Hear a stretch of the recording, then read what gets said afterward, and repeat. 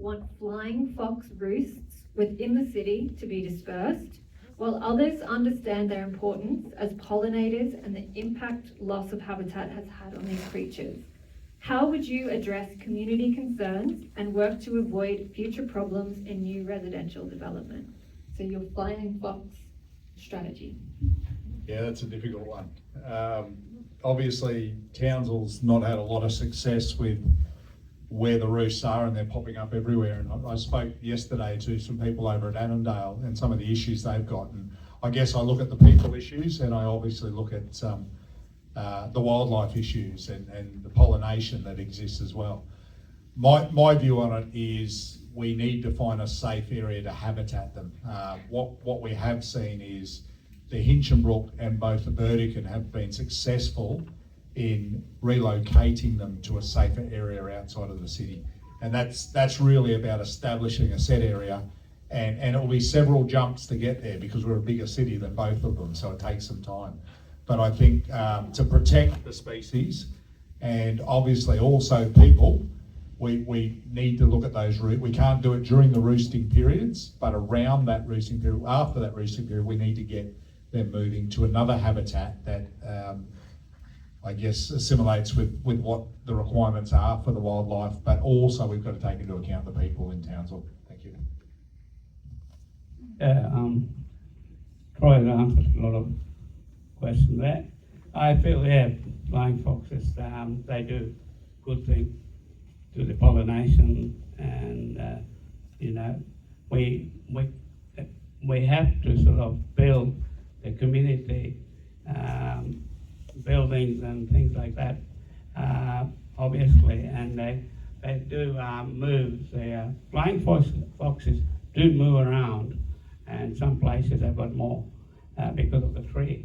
And I think we have to somehow live with the flying foxes, and they're part of the system. Thank you. This is a really, really hard question because council is actually falls under state legislation when it comes to flying fox roost management. So we do what we can under the guidelines. We have looked at dispersing some of the colonies in and around Dan Gleeson Park.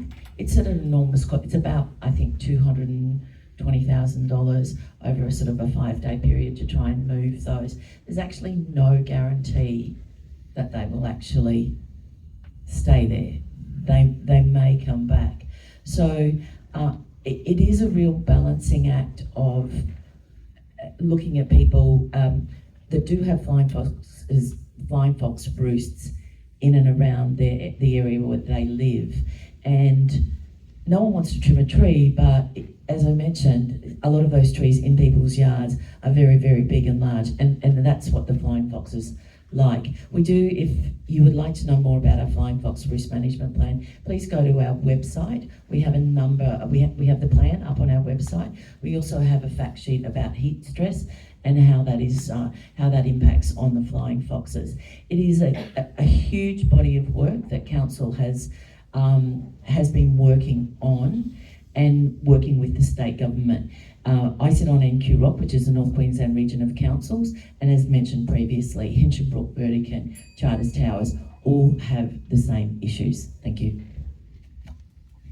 Yes, look, I agree with Anne-Marie, sitting on the council with our policy that we've got so far.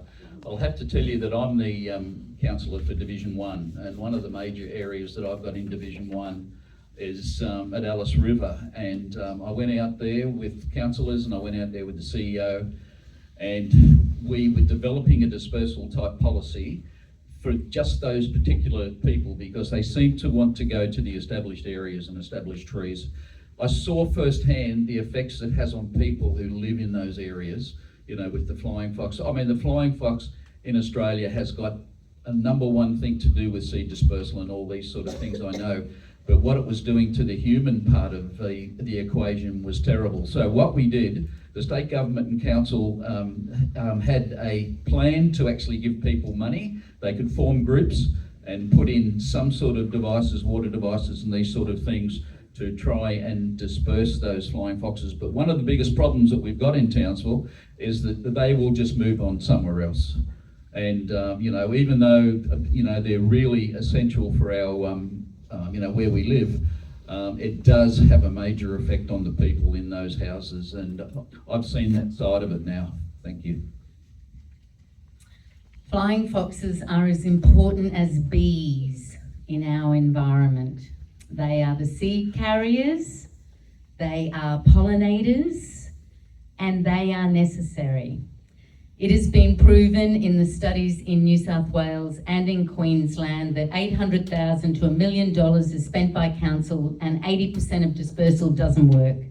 The gardener out at Gleeson Park said they walk around with those, swimming pool things and whack their legs and stuff to try to get the flying foxes to move on.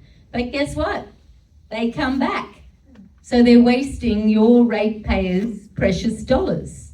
We need to look at new ways of dealing with this. And that's called coexistence. You know what? So, the Hendra, yeah, they say they make good stews, but we don't want to eat them either. So, the Hendra virus has a vaccination. So that can be given to horses and to animals, and indeed looking at the different ways, educated ways. When I did a video when I came back from San Francisco of the migration from Saunders Creek across my parents' property, I videoed that and just put it up on YouTube. And when I went back where it was hidden somewhere, there were 80,000 views. When my international friends come and sit on my balcony, the thing they are most impressed with is those archaic creatures flying across the front of my veranda. We want to look at an area that has mangroves, plant the trees that they need, talk to the greenies about a boardwalk through it, and make it a new tourism attraction where people can go and enjoy and spectate on these magnificent creatures that live in our area. Right, so I actually learned something from my friend Joanne a few weeks ago when you put out that post about... Elder. Okay, thank you. You're not telling the truth. Thanks, mate. You are not telling the truth. Randall is my cousin. Thank I'm you, the sir. direct descendant. We will of James have to Morrill. ask you to leave, I'm sorry. Thank you Tell very the much. truth. Tell who? Your dog dropped his teddy. It's a weird thing for an... Is that an environmental issue? No. Please get it. No, so let's get serious. I didn't know that they were like bees. I asked a few people.